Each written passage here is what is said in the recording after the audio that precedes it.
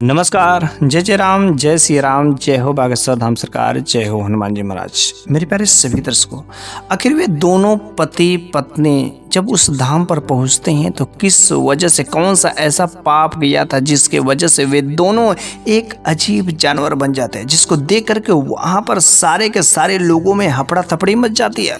सारे के सारे लोग हैरान हो जाते हैं कि आखिर इन दोनों पति पत्नी ने ऐसा कौन सा गुनाह किया था कि जैसा गुनाह हम सभी लोगों को भी नहीं करना चाहिए। अगर आप एक सनातनी हैं तो अवश्य यह वीडियो आपके लिए बहुत ही इंपॉर्टेंट है, क्योंकि ये छोटी छोटी गलतियां हमारे जीवन के लिए बहुत ही दुष्प्रभाव साबित हो सकती हैं। तो बस हम लोग इस कहानी को बिना देरी के शुरू करते हैं। तो एक बार की बात है कि एक बूढ़ी दादी माँ, जिसका इकलौता एक ही बेटा था, वह अपने बेटे से बहुत ही मोहब्बत करती थी, प्रेम करती थी। उसके पति तो चले गए थे, वह बेचारी विधवा हो गई थी। उसका कोई भी दुनिया में नहीं था सिवाय उस बेटे के। वह अपने बेटे का पालन पोषण में जब बचपन में था तो कभी किसी चीज की कोई कमी नहीं थी। जितना धन दौलत था सब उसी को तो था। लेकिन वह जो बेटा जब छोटा था ना, तो माँ जैसे जैसे कहती थी वैसे वैसे काम करता था, क्योंकि माँ जो भक्ति भाव में विश्वास रखने वाली थी, भगवान की भक्ति भाव पूजा करने वाली थी, हर तीर्थ धाम को करने वाली थी। लेकिन उसका जो छोटा बेटा था ठीक वैसा ही उसको सिखाए।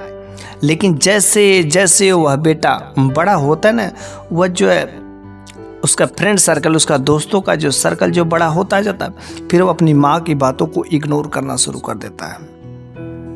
लेकिन वह माँ जो है अक्सर हर साल जो है किसी न किसी तीर्थ धाम में अपने भी जाती थी और बच्चे को भी लेकर जाकर के घूम करके आती थी, ताकि बच्चे का दिमाग भगवान की कृपा से सही हो जाए।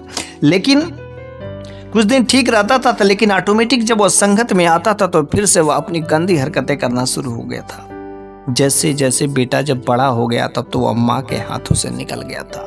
वह माँ बड़े ही परेशान रहते थे कि मेरा बेटा कब रास्ते पर आएगा, आखिर क्या होगा, कैसे मेरे बेटे का जीवन यापन होगा, क्या ऐसे ही होता रहेगा। वह अपने बेटे को बार बार सिखाती, लेकिन वह बेटा अपनी माँ की बातों को एक कान से सुनता और दूसरी कान से निकाल देता। बड़ी ही चिंतित हो गई थी। लेकिन गजब की बात तब हो जाती कि एक दिन उसकी पड़ोस वाली एक औरत उसके घर पर आती है और कहती कि आंटी जी, ये जो आपका बेटा है ना, बचपन में तो बड़ा ही अच्छा था, लेकिन बड़ा होता तो क्यों, आखिर आपके कंट्रोल में क्यों नहीं, आप अपने बेटे को बोलती क्यों नहीं। उसने कहा रे मेरा बेटा ने क्या किया है, कौन सा ऐसा काम किया। उसने कहा रे आपका बेटा का जो दोस्त यार है ना, वो दोस्त यार के साथ में रह रह करके बहुत बिगड़ गया है। आज तो आपके बेटे ने हद ही कर दी। उसने कहा अरे भाई क्या कर दिया। उसने कहा रोज लड़कियों को छेड़ना, रास्ते में खड़े होकर के लड़कियों पर ताने मारना, अलग अलग प्रकार के उसको व्यंग बोलना, ये सब तो चीजें ठीक थी।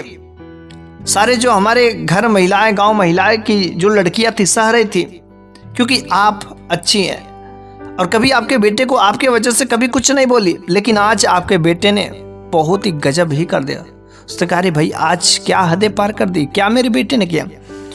उसने कहा आज आपके बेटे ने ना मेरी जो बेटी है ना उसका जो दुपट्टा जो खींच दिया है, दुपट्टा खींच करके जबरदस्ती छेड़खानी करने की कोशिश की है। अरे आप अपने बेटे को कंट्रोल क्यों नहीं करती।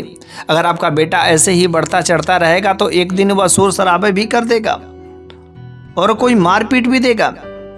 इससे अच्छा क्यों ना बेहतर होता कि आप अपने बेटे की शादी ही कर देते। यदि आप अपने बेटे की शादी कर देते तो बड़ी ही अच्छी बात हो जाती।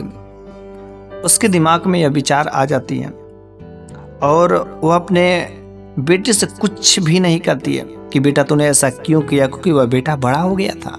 अब वह बेटा मेरी बातों को नहीं मानता, इसलिए उसने कुछ कहा नहीं। फिर जो है उसकी शादी करने के लिए जो है तैयार हो गई और वह अच्छा खासा घर देखना शुरू कर दे। उसके पास कई सारे लड़कियों के फ़ोटो आते और वह 3-4 लड़कियों का फ़ोटो ले करके वह जब अपने बेटे के पास में गई, कही कोई बेटा तुम बड़े हो गए और शादी करने के लायक, इसमें जो पसंद है उसे कर लो। फिर उस लड़के को एक लड़की पसंद आ जाती और वह कहता कि ठीक है मैं इससे शादी कर लूँगा। और उस बूढ़ी दादी माँ ने अपने उस बेटे की शादी बड़े ही धूमधाम से की। लेकिन वह सोचती कि शायद मेरी बहू आएगी तो बहू के आने से मेरा बेटा जो सही हो जाएगा। लेकिन जब बहू आती तो वह भी बिल्कुल संस्कारी ही नहीं रहती है, वह भी बिल्कुल भक्ति भाव में ही रहने वाली नहीं रहती। वह ठीक जैसा बेटा रहता वैसे उसकी बहू भी रहती है। शादी होने के 1 महीना बीत गए तो माँ ने अपने बेटा और बहू से कहा कि देखो बेटा, इस परंपरा की एक रीति रिवाज है कि जब कोई भी नई शादी होती है तो वे लोग अपने पत्नी को घुमाने के लिए किसी न किसी तीर्थ धाम को ले जाते हैं और वहाँ पर जाकर के भगवान का आशीर्वाद लेते हैं। भगवान का, तुम सब किस जगह जाना चाहोगे? तो उसकी बहू बोलती कि माँ, ये तीर्थ धाम ये सब चीज़ें तो बकवास की बात होती है। अरे शादी हुआ थे कि आप घूमने के लिए फ्रीडम देना ही चाहती तो मेरे को लंदन भेजिए, पेरिस भेजिए, शिमला भेजिए, ताकि हम लोग जो पति पत्नी घूम करके आए। उस दादी माँ ने कहा, नहीं बहू, ऐसी बात नहीं है, तुम बाद में चले जाना, लेकिन सबसे पहले भगवान का आशीर्वाद लेना बहुत ही जरूरी होता। और ठीक है, घबराओ नहीं, हम तुम्हें जो है किसी तीर्थधाम का टिकट जो करा करके तुम्हें दे देते हैं। उस बूढ़ी दादी माँ ने दोनों पति और पत्नी का एक जो तीर्थधाम करने का जो टिकट देते हैं, बल्कि उन दोनों बेटा और बहू को उस जगह पर जाने की कोई जो है मंच इच्छा नहीं थी। जबरदस्ती, वो तो माँ के कहने पर, क्योंकि उस खानदान की परंपरा थी कि किसी न किसी तीर्थधाम में जाया जाता है और देवी देवता का आशीर्वाद लिया जाता है। और माँ ने जब टिकट दे दिया तो वे दोनों टिकट ले करके और धाम करने के लिए चल पड़ते हैं। जो भी खाने पीने की जरूरत सामान थे उसको भी ले लेते हैं। लेकिन वे लोग इस भगवान की भक्ति भाव, इसकी शक्ति को, भगवान में 1% भी दोनों बेटा और बहू को विश्वास नहीं था। जिस बस में वे सब बैठ करके सफर कर रहे थे, जा रहे थे, उस बस में सारे के सारे लोग भगवान की भक्ति भाव करने, सबके हाथ में जो है कुछ अच्छी अच्छी किताबें थी, भगवान के कुछ जो चित्र थे, हर तरीके से कीर्तन भजन करते थे। लेकिन इन दोनों को ऐसा लग ही नहीं रहा था कि तीर्थधाम, क्योंकि ये तो माँ के जबरदस्ती जा रहे थे। भगवान की महिमा को दोनों जानते ही नहीं थे, किसी प्रकार का कोई भक्ति भाव नहीं, बल्कि मन चाहे जो मर्जी आए हुए रास्ते में खाते पीते चलते। जो चीजें नहीं करनी चाहिए उस चीज को भी वे रास्ते में, सारे के सारे यात्री लोग उनको देख करके बड़े ही हैरान होते थे। अरे दोनों कहाँ पर जा रहे हैं? अरे तीर्थधाम करने जा रहे हैं या कुछ और करने जा रहे हैं? आखिर इन लोगों का मामला क्या है? लेकिन किसी ने 1% भी बोलने की हिम्मत नहीं की। दोनों जो है खूब ठठा के जोर से हंस रहे थे। ऐसा लग ही नहीं रहता कि हाँ वे किसी तीर्थधाम में जा रहे हैं। किसी तरीके से वे लोग जब उस स्थान पर पहुंचते हैं तो एक व्यक्ति ने उसे बोल ही दिया कि बेटा, तुम आखिर भगवान का दर्शन करने आए हो, भगवान का आशीर्वाद लेने आए हो, लेकिन तुम सब ऐसे हरकतें क्यों कर रहे हो? दोनों पति पत्नियों भगवान का आशीर्वाद सभी लोग लेने ले, ऐसी हरकतें नहीं करनी चाहिए। बस तुरंत उस लड़के ने उस आदमी के जो कॉलर पकड़ लेता है और कहता है कि तुम कौन होते हो? तुम आ गए मेरे को सुझाव देने, मेरी माँ के जो हकदार बनना चाहते हो, मेरी माँ जैसा बनना चाहते हो? खबरदार, अगर किसी ने भी मेरे को सलाह देने की कोशिश की, उसे जो धक्का दे देता है। फिर जो वह बहू भी, जो उसकी पत्नी थी, वह भी उसमें खूब हाँ में हाँ मिलाती है। आखिर हम लोगों को रोकने वाले आप लोग कौन होते हैं? हम लोग कुछ भी करें, आए हैं, ठीक है, जबरदस्ती आए हैं, माँ के कहने पर आए हैं, इस वजह से यहाँ पर आए हैं, बस जैसे काम पूरा हो जाएगा तो फिर से हम लोग चले जाएंगे। दोनों बेटा और बहू के पास जो अच्छे खासे पैसे भी थे, खाने पीने के सारे सामान थे। कुछ दूर चलते हैं और जैसे कुछ दूर चलते हैं तो एक बच्चा और बच्ची, छोटे छोटे बच्चे थे, दोनों जो है उसके पास जो है भिक्षा मांगते हुए चले आते हैं, कुछ दे दे, कुछ दे दे, कुछ दे दे। लेकिन वे दोनों एक तो देते नहीं है, ऊपर दोनों बेटा और बहू उस दोनों बच्चे को जो लातों से मार करके भगा देते हैं। फिर से कुछ दूर जब आगे दोनों बेटा बहू चलते हैं तो रास्ते में एक और भिक्षुक मिलता है जिसे काफी जोर से भूख लगती है। वो कहता कि बेटा, बहुत जोर से भूख लगी है, कुछ दे दो खाने के लिए, बहुत जोर से भूख लगी है।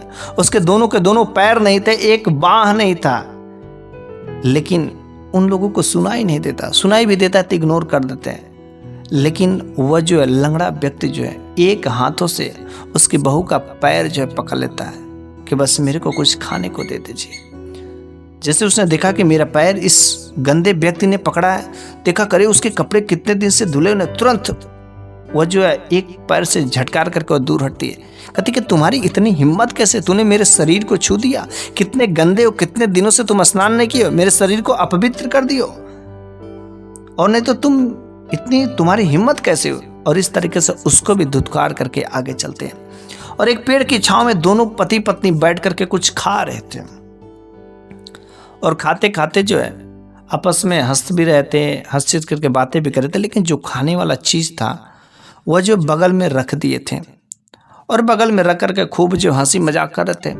लेकिन बगल में जो है रखा हुआ सामान, वहीं पर पास में एक जो कुत्ता था जो बहुत ही भूखा था, और वह धीरे से आता है, उसके रखे हुए सामान को खा लेता है, और खाने के बाद वह वहीं पर बैठा रहता है कि शायद कुछ और दे। लेकिन जब यह अपने उस खाने वाले सामान को उठाता है तो वहां पर सामान नहीं रहता। फिर वह देखता है कि इस कुत्ते ने खा लिया है। उसको इतना गुस्सा आया कि तुरंत बगल में पड़ा हुआ एक पत्थर, और उस पत्थर से उठाकर जोर से मारता है, उसके मस्तिष्क पर लगता है। बेचारा वह कुत्ता वहीं पर तड़प तड़प करके दम तोड़ देता है। सारे के सारे लोग यह दृश्य देख करके बहुत ही हैरान रह जाते। यह कितना निर्दयी आदमी है, ये कैसा इंसान है यार, इस कुत्ते को मार दिया। अरे इसका खाना ही तो खाया था ना, दूसरा खरीद के खा लेता, बेजुबान जानवर है, लेकिन क्या इसे इतना बुरी तरीके से मारना चाहिए। बेचारा दम तोड़ दिया।